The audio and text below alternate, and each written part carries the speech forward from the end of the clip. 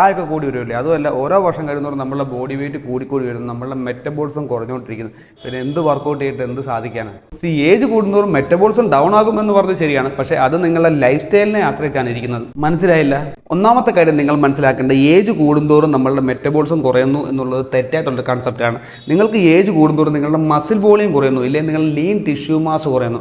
അതുകൊണ്ടാണ് നിങ്ങളുടെ metabolism down ആകുന്നത്. അപ്പോൾ നിങ്ങൾ ശ്രദ്ധിക്കേണ്ട കാര്യം എന്താണ്?